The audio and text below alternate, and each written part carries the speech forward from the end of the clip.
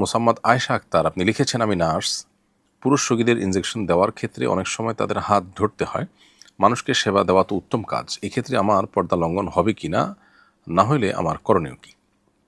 বোন আয়েশা আক্তার, ইসলাম পুরুষদেরকে পুরুষদের এবং নারীদেরকে নারীদের এ জাতীয় সেবা করবার ক্ষেত্রে দিক এবং নির্দেশনা দেয়। আল্লাহ রাব্বুল আলামিন আমাদেরকে যেভাবে সৃষ্টি করেছেন সেটার জন্য এটা অনেক বেশি অনুকূল এবং এর সাথে অনেক বেশি মানানসই এবং যুক্তিসঙ্গত। দুর্ভাগ্যজনক বাস্তবতা হলো যে নারীদেরকে অধিকার দেওয়ার নাম করে পুরুষদের এমন অনেক সেবামূলক কাজে তাদেরকে রাখা হচ্ছে যা আসলে একজন নারীর জন্য অপমানকর। ধরুন রিসিপশন বা এই যে নার্সিংয়ের পেশা, এই কাজগুলো আসলে পুরুষদের যে সেবার কাজ, একজন নারীকে আল্লাহ তাআলা যেভাবে কোমল করে সৃষ্টি করেছেন সেই জায়গা থেকে পুরুষদের সেবিকার কাজে তাদেরকে নিয়োজিত করে তাদেরকে তথাকথিত স্বাধীনতা দেয়া হচ্ছে বলে বলা হচ্ছে। আদতে এটি এক প্রকারের প্রতারণা ছাড়া আর কিছুই নয়।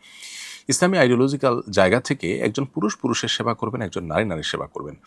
যে সমস্ত বোনরা আমাদের নার্সিং পেশায় আছেন, বিশ্বব্যাপী তারা যে পরিমাণ হ্যারাসমেন্টের শিকার হন, এমনকি আপনার বিমানে যে সেবিকার দায়িত্ব পালন করে থাকেন আমাদের যে সমস্ত বোনরা, মেয়েরা, এ মেয়েদের মধ্যেও আপনার নানানভাবে তারা যৌন হেনস্থার শিকার যে হয়ে থাকেন সেটা কিন্তু প্রায় সময় পত্রপত্রিকা খুললে আমরা দেখতে পাই। এই এক্সাক্ট রেশিওটা আমরা গুগলে সার্চ করলে দেখতে পাবো যে কি পরিমাণ আপনার হ্যারাসমেন্টের শিকার এবং হয়রানির শিকার তারা হয়ে থাকেন। তো এখান থেকেও বোঝা যায় যে আসলে এটি কি নারীকে অধিকার দেয়া, নাকি নারীকে আসলে জাস্ট ভোগ্য পণ্যে পরিণত করার একটি দুর্ভাগ্যজনক প্রচেষ্টা। এই জায়গা থেকে আমি বলবো বোন আয়েশা আক্তার আপনাকে, আল্লাহ রাব্বুল আলামিনের জমিনে হালাল উপার্জনের জন্য আরও বহু পথ আছে।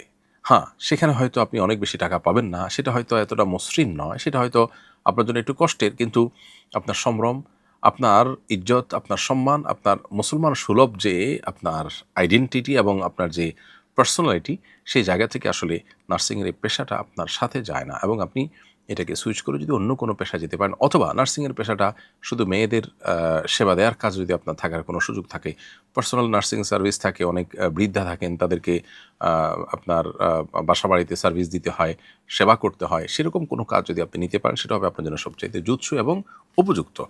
একান্ত যদি অনন্য উপায় হন এবং পরবর্তী কোনো হালাল উপার্জনের ওয়ে আপনি খুঁজে পাওয়ার আগ পর্যন্ত যদি আপনি এটার উপর নির্ভরশীল হয়ে থাকেন, তাহলে ভিন্ন আরেকটি পথ পাওয়ার আগ পর্যন্ত যদি আপনি এটা করতেই হয়, তার নির্বাহী হিসেবে আপনি গ্লাভস ইত্যাদি পরে নিয়ে পুরুষদের সেবা যেটুকু দেওয়ার দরকার হয় দিবেন।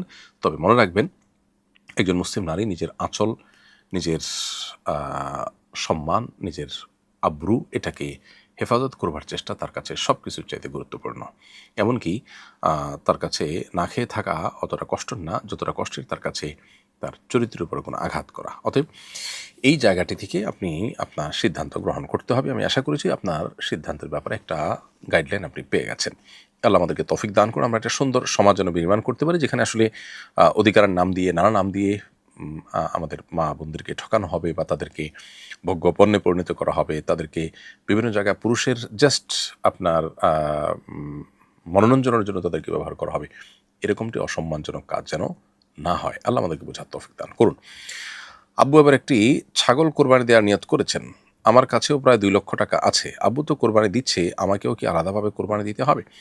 আপনি যেহেতু 2 লক্ষ টাকার মালিক এবং আপনি যদি প্রাপ্তবয়স্ক হয়ে থাকেন, তাহলে সেক্ষেত্রে হানাফি মাযহাব অনুসারে আপনার উপরে আলাদাভাবে কোরবানি ওয়াজিব হবে, এবং কোরবানি এটি যেহেতু সামর্থ্যবানদের উপরে আবশ্যক হয়ে প্রাপ্তবয়স্ক হয়ে থাকলে 2 লক্ষ টাকার মালিক হওয়া মানে আপনি সামর্থ্যবানদের কাতারে পড়ে গেছেন।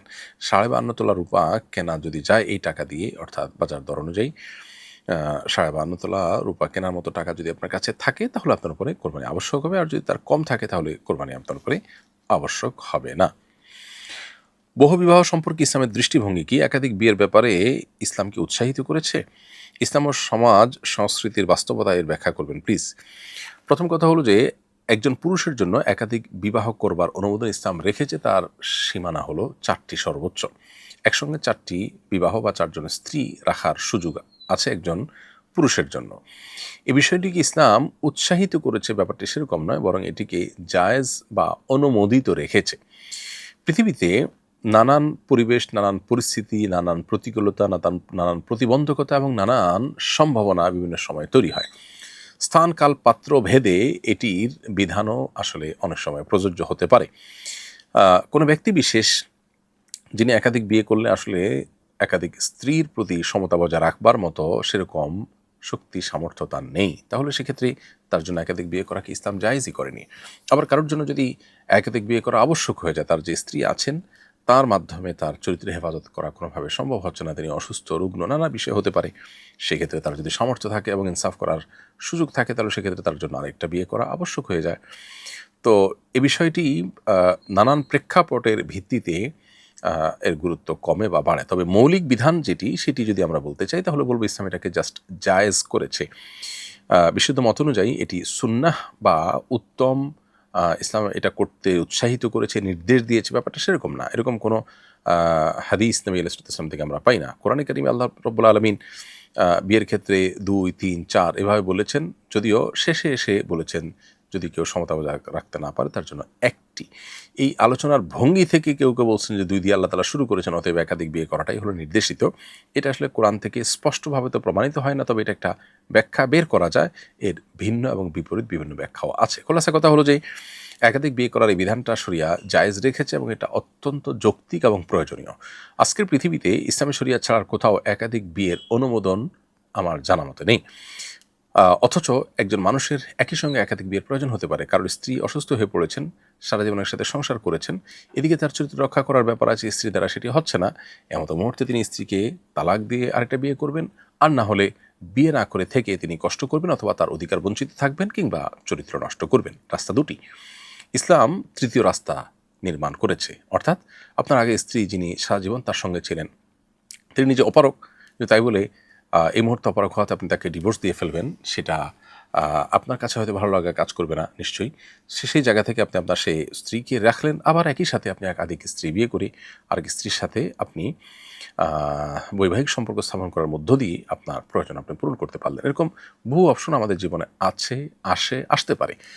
তবে এ সমস্ত বিশেষ কোনো প্রয়োজন ছাড়াও যদি কেউ একাধিক বিয়ে করে, শরিয়া সেটাকে অবশ্যই জায়েজ করেছে। শর্ত হলো তাকে অবশ্যই সমতা বজায় রাখতে হবে এবং সমতা বজায় রাখার মতো সেরকম মানসিক শক্তি এবং সার্বিক সব সামর্থ্য তার থাকতে হবে, তাহলে সেক্ষেত্রে ইসলাম এটাকে জায়েজ বলে।